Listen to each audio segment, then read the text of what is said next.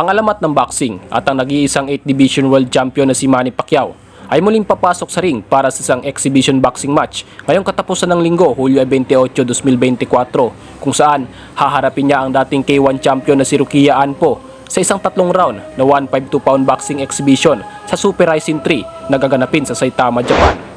Hindi man ibinunyag ng promotion kung bakit umatras ang orihinal na kalaban ni Manny Pacquiao, ang Rising Featherweight champion na si Chihiro Suzuki. Ngunit taos-puso naman nitong naintindihan ni Manny Pacquiao ang pag-atras ng nakatakdang kalaban. At aniya, narinig ko na nagbago ang aking kalaban, ngunit syempre walang problema, sinabi ni Manny Pacquiao sa isang pahayag. Inaasahan ko talaga ang pagharap kay Chihiro Suzuki, lalo na pagkatapos makita ang kanyang walang takot na pag-ugali sa Yoyogi kamakailan. Ngunit kung ito'y dahil sa injury, wala tayong magagawa. Ang mga pinsala ay bahagi ng pagiging isang mandirigma, kaya't ipinaabot ko ang aking taos-pusong hangarin kay Chihiro para sa agarang pagaling. Dagdag pa niya, para kay Rukia Anpo, na humakbang bilang aking bagong kalaban, nais kong pasalamatan ka sa hindi pagkatakot na hamunin ako. Ipapakita ko sa iyo na ang boxing ay marangal, kamangha-mangha at higit sa lahat, napakahirap. Si Rukia Anpo ay isang 28 anyos, kilalang Japanese kickboxer at dating K1 champion.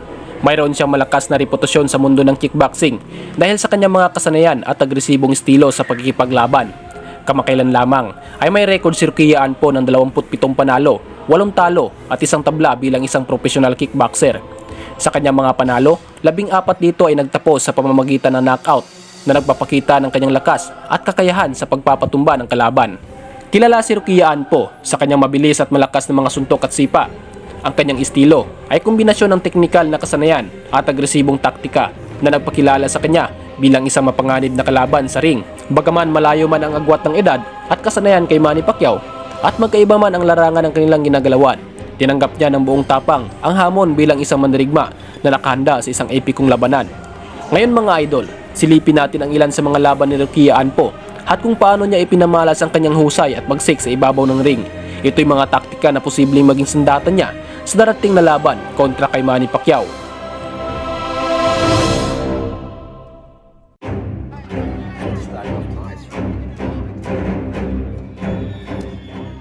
Rukia versus Kaito, kapwa Hapon at ginanap ang laban sa Osaka, Japan. Unang round ng laban, makikitang walang pag-aalinlangan ang liksi ng kamay ng batang Rukia na kilala sa alias na Demolition Man. Mabibigat ang mga hataw nitong suntok na nagpapasindak sa kalaban at talagang hindi maipagkaila ang bagsik at tapang ng batang Demolition sa ibabaw ng lona.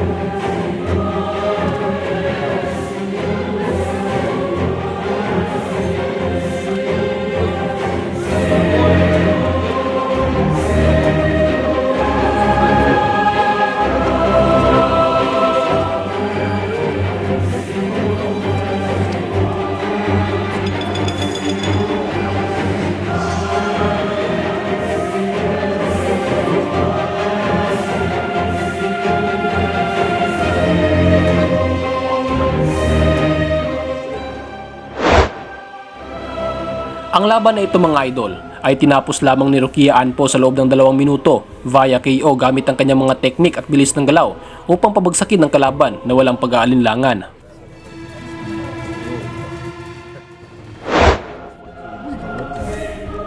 Ricky Matsuoka, isa sa mga kalaban na pinahirapan ni Rukia at ulit-ulit na pinabagsak sa ibabaw ng lona.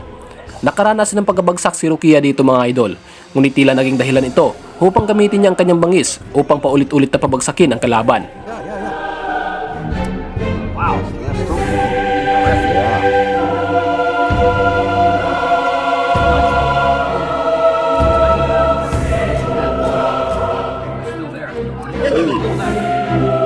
Slip, baby.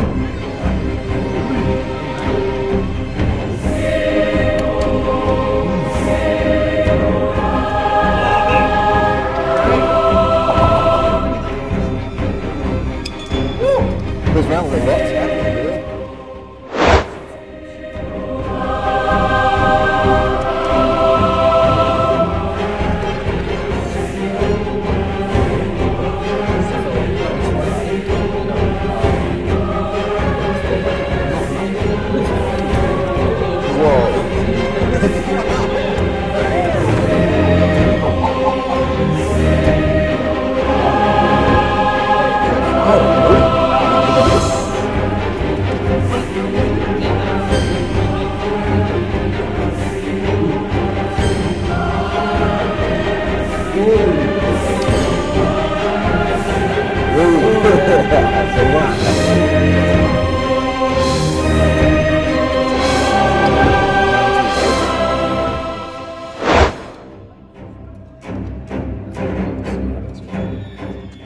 Sa loob ng round 3, mas lalong nagiinit ang Batang Demolition at lalong bumibilis ang pagbibitaw nito ng mga mabibigat na suntok at sipa sa kalaban. Bukod sa tangkad at bata nitong edad, ay talagang malaki ang pagkakataon nitong makipagsabayan sa mas nakakatanda sa kanya.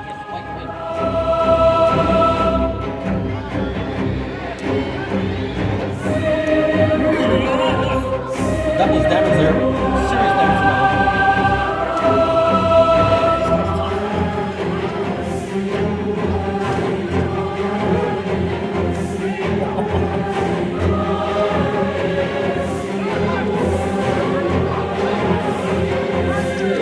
Right on the chin.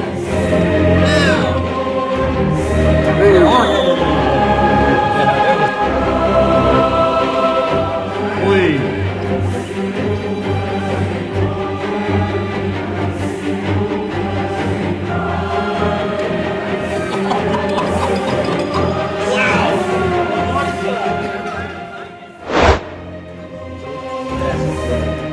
Ang laban na ito mga idol ay nagbukas na bitbit ni Rukia ang karangalan ng pagkapanalo. Madalas ay left hook at body shot ang tinitira ng Batang Demolition na si Rukia Anpo, dahilan na mas nahihirapan ang kanyang kalaban. I don't think the energy is fundamental. I mean, these guys are super good. They train them hard enough to fight. It's not like they're doing damage on this one.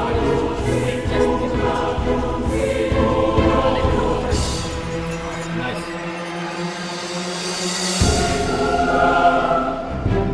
Ooh, that's really cool.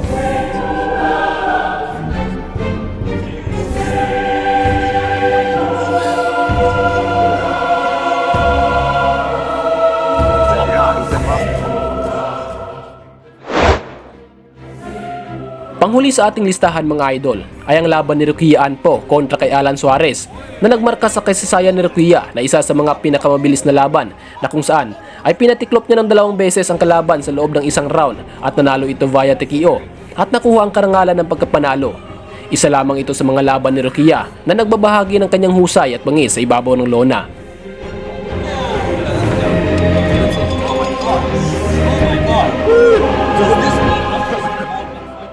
May kakaibang estilo at kakayahan itong Batang Demolition man mga idol.